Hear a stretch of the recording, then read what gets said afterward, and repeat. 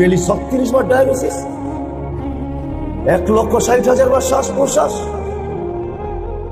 হায় হায় হায়, daily 550 litre oxygen, বোতলের oxygen 2 নম্বর, এটা জানেন? এটাও তো জানেন না। সিলিন্ডারে যে অক্সিজেন পাওয়া যায় এটা 2 নম্বর, কেননা এটা বানানো হয় এই ওয়েদার থেকে, এই বাতাস থেকে বানানো হয়। আর আমরা যেটা নাক দিয়া নেই ওটা ডাইরেক্ট নেই, পিওর নেই, বাতাসের থেকে নেই, পিওরটা নেই আমরা।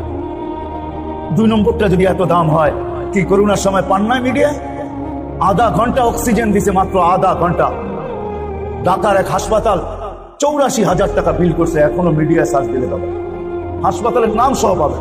মডার্ন হাসপাতাল আধা ঘন্টা অক্সিজেন দিছে, 84,000 টাকা বিল করছে, 84,000। আপনি 550 লিটার অক্সিজেন নেন, কয় টাকা বিল করে? আছে? যদি আল্লাহ ঘুম না পড়ায়, দুনিয়ার কোন ট্যাবলেটে ঘুম আছে? হ্যাঁ হ্যাঁ, আল্লাহ যদি ঘুম না পড়ায়, এই পুরা মসজিদের ভিতরে কয়জন পাওয়া যাবে যে ট্যাবলেট খায়া ঘুমায়? এখনো পাওয়া যাবে, ওই যে দেখেন বসে বসে ঘুমাইতেছে উইদাউট ট্যাবলেট। হ্যাঁ ঠিক না? হ্যাঁ, বিছনায় যাইতে দেরি, ঘুম করতে দেরি হয় না, কে পাড়ায় ঘুম? হ্যাঁ, ওনার মতোই বসা বসা ঘুম দেখা আমেরিকাতে মুসলমান হয়েছে, এরকম বৈশা ঘুমাইতেছে দেখা। আমি চিনি ওরে, আমি চিনি যে এরকম মজলিসের বসা দেখা মুসলমান হয়েছে। বলছে তুই কি ট্যাবলেট খায় ঘুমাস? কোন কোম্পানির? বলছে আমার সাথে থাইকা দেশ, 3 দিন থাক। 3 দিন পরে মুসলমান হয়ে গেছে, এখনো ও বৈশা বৈশা ঘুমায়। কোন কোম্পানির ট্যাবলেট খেতে হয়? কে আপনাকে ঘুম পাড়ায়? কে আপনাকে সকালে উঠায়? আপনি তো মরার দোয়া পড়ে ঘুমাইছিলেন। ঘুমের দোয়া কি? আল্লাহুম্মা বিইসমিকা আমুতু ওয়া আহইয়া। তরজমা জিজ্ঞেস করেন আমাদেরকে, আল্লাহ তোমার নামে মরতে চললাম, বিইসমিকা আমুতু, তোমার নামে মরতেছি, ওয়া আহইয়া, তুমি উঠাইলে উঠবো। সকালে কে উঠায় আপনাকে? আপনি তো মরার নিয়ে চুরি ঘুমাইছিলেন, সকালে কে উঠাইবে? বলেন, যতটুকু দুর্বল অবস্থায় ঘুমাইছিলেন, ক্লান্ত অবস্থায়, ঘুমের থেকে উঠার পরে এর চেয়ে ক্লান্তি বাড়ছে না কমছে? এই ক্লান্তি দূর করলো কে? ভাবছেন কোনোদিন? 50,000 বছর এইভাবে লাগবে, এইভাবে লাগবে। আল্লাহ বলে তুই মাঠের থেকে যখন আসছিলি, হায় হায় লঙ্গিটা কোথায় খুঁজে রাখছিলি, এটাও তোর খবর ছিল না। দেখবেন মাঠের থেকে আসার সময় অনেক সময় লঙ্গি উঠাইতে উঠাইতে এতটুকু উঠায় খালি সামনে পিছিয়ে ঢাকা থাকে, 2 দিক দিয়েও খবর থাকে না, ঠিক না? ঠিক, ক্লান্ত, গরম, ক্লান্ত। আল্লাহ বলে ক্লান্তি নিয়ে শুয়ে পড়ছস, আমি আস্তে আস্তে ক্লান্তি কুদরত দিয়া বাহির করে দিছি। ঘুমের থেকে যখন উঠছ তো তুই একটা হাসি দিছ, ক্লান্তি দূর হয়ে গেছে, শরীরটা চাঙ্গা। কেন নিল? এই জন্যই 50,000 বছর লাগে। আসেন ভাবি, এই ভাবনা নিয়ে মুহাম্মদুর রাসূলুল্লাহ সাল্লাল্লাহু আলাইহি ওয়াসাল্লাম আছে, এই ভাবনা নিয়ে আছে। এই ভাবনার কারণে ওনার কোনো গুনাহ ছিল না, উনি তো মাসুম, ওনার আগেও মাপ পিছুও মাপ, উনি তো সৃষ্টির সর্দার। বাদাত খোদা বুজুর্গ তো কিসসা মুখতাসার, আল্লাহর পরে যান স্থান, যার সবকিছু মাফ, যাকে সৃষ্টি না করলে কিছুই করতেন না। উনি ভাবতে ভাবতে ভাবতে ভাবতে ওলামা লিখতে বাধ্য হয়েছেন, সাহাবা বলতে বাধ্য হয়েছেন, দাইমাল ফিকির, সারাদিন ভাবনায় পড়া থাকেন, মুতাওয়াসিল আল আহসান, সারাদিন দুঃখী দুঃখী, দুঃখমিয়ার মতো সারাদিন দুঃখী। জিজ্ঞাসা করছে এত ভাবনা কেন, এত দুঃখ কেন? বলছে উম্মতের আখিরাত নিয়ে ভাবতেছে, নিজেরটা নিয়ে না, উম্মত নিয়ে, হাসানকে নিয়ে আনা, হোসাইনকে নিয়ে আনা, আলী নিয়ে আনা, ফাতেমা নিয়ে আনা, উম্মাতুল মুমিনিন নিয়ে আনা, নিজের পরিবার নিয়ে আনা, উম্মত নিয়ে সারাদিন ভাবতেছে। আসেন এই মজলিস থেকে ভাবতে শিখি, ভাবি যে আমার মৌতটা কেমন হবে, কেমন হলে আমি খুশি, কবরটা কেমন হলে হবে, কেমন হলে আমি খুশি, কিয়ামতের মাঠ কেমন হবে।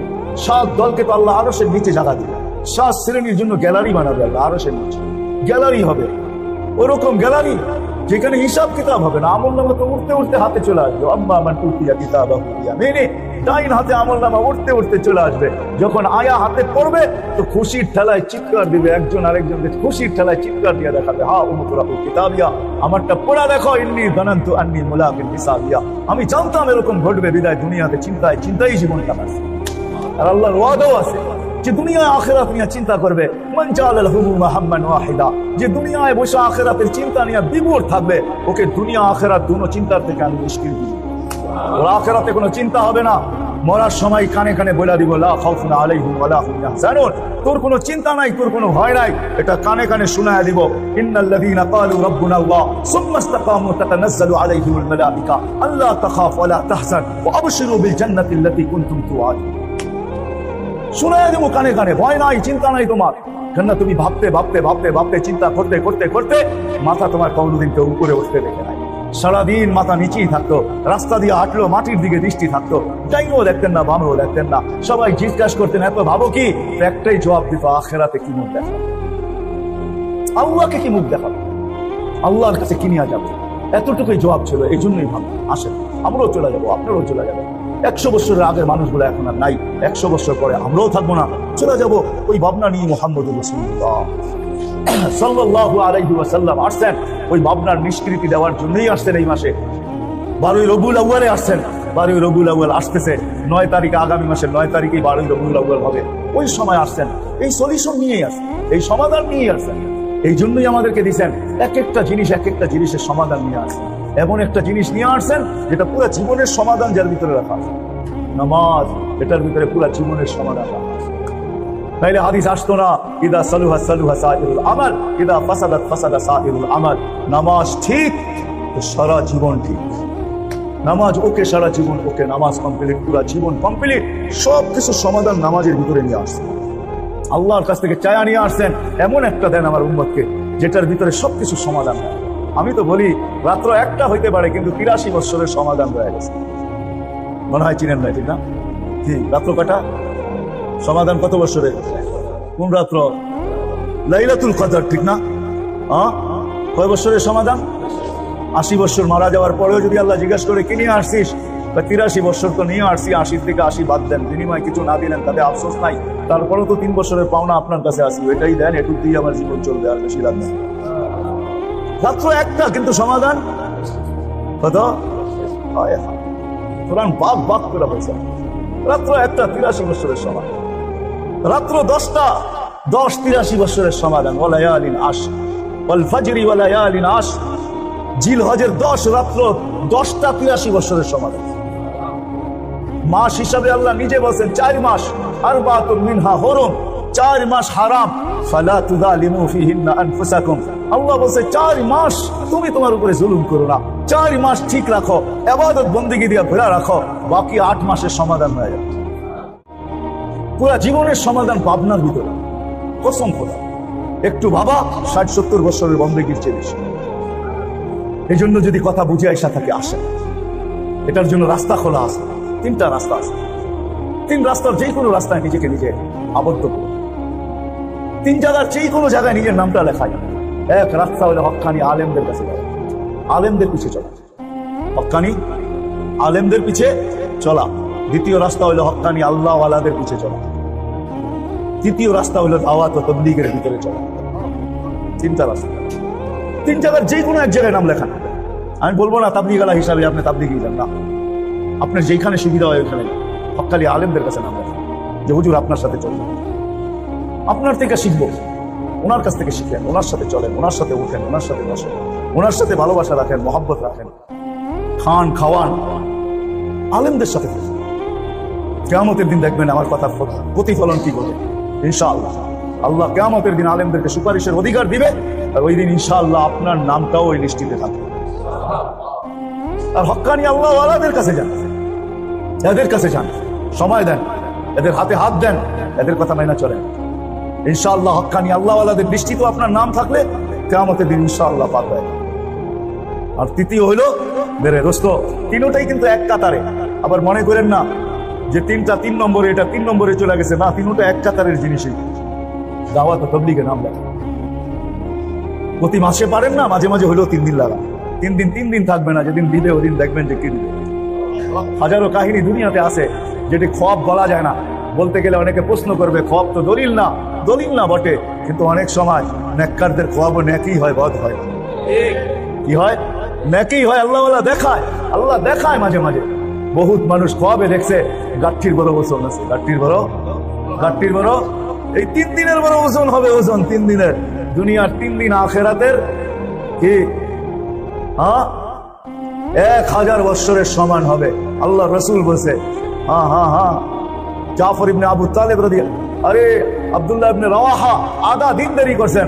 আল্লাহ রসুল বলছে, আব্দুল্লাহ আধা দিন না, 500 বৎসর তুমি পিছিয়ে পড়া গেলে তোমার 2 সাথী তোমার 500 বৎসর আগে জান্নাতে। এখনো 2 জনের কবরটা একসাথে আমি চোখে দেখে আসছি। যায়েদ ইবনে হারেসা, আব্দুল্লাহ ইবনে রাওয়াহা, যায়েদ ইবনে হারেসা, জাফর ইবনে আবু তালেব, 2 জনের কবর এরকম একসাথে লাগানো। আর আব্দুল্লাহ ইবনে রাওয়াহার কবর দুজনের থেকে দূরে গ্রামের ওই মাথায় একা পড়ে আছে। ওইখানে যাওয়ার পরে আমার মন বলে আল্লাহ রসুলের কথা সত্য, দুইজন একসাথে যাবে আর তুমি একা যাবে 500 বছর পরে। আল্লাহ বলে কবরটাও এই জন্য পৃথক বানায় দিলাম।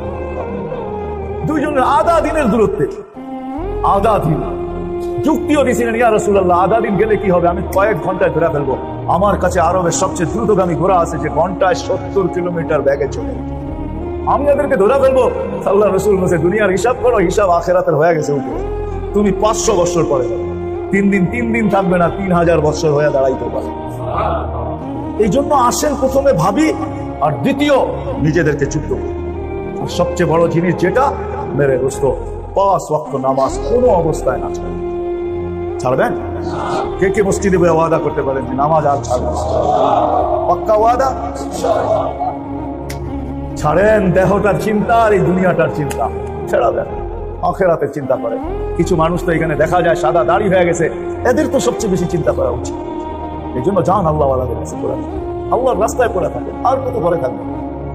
ঘর তো একদিন না একদিন ছাড়তেই হবে, ঠিক না? কি বলেন? ছাড়তেই হবে। আল্লামা ইমাম জাওজি রহমতুল্লাহ আলাইহি বড় একটা কাহিনী রাখছেন, সুন্দর শিক্ষণীয় কাহিনী। বলে এক ব্যক্তি বলে ময়না পালতো, ময়না তোতা পাখি যেটা কথা বলে পালতো। একদিন সকালে বাহির হইতেছে, ময়না বড় দামি হয়, অনেক দামি পাখি। তো বাহির হইতেছে, তো ময়না জিজ্ঞাসা করতেছে মালিক কোথায় যাবে?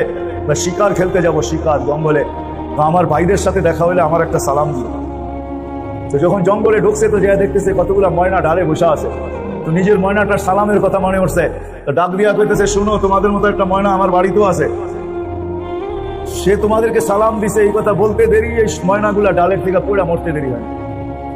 তার মন খারাপ হয়ে গেছে যে ওর সালামে এমনকি বিষ মিশানো ছিল যে এত দামি দামি 12-13টা ময়না মরে গেল। তো শিকার না খেলেই বাড়িতে চলে আসছে।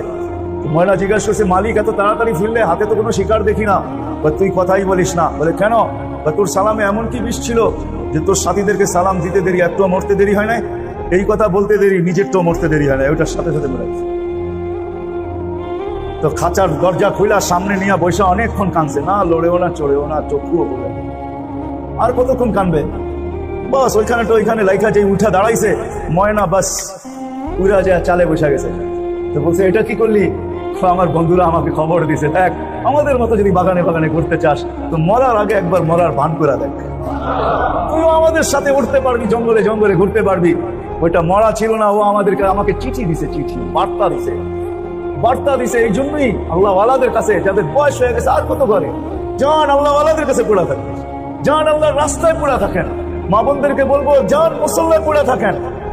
ভাবেন মরার আগে মরে গেল, তাহলে চিরদিনের মৃত্যুর থেকে বেঁচে যাবে, জান্নাত মিলবে। জান্নাত করবো তো পাক্কা ওয়াদা। আল্লাহ আমাদেরকে আমল করার তৌফিক দান করেন। ওয়া মা আলাইনা ইল্লাল বালাগ।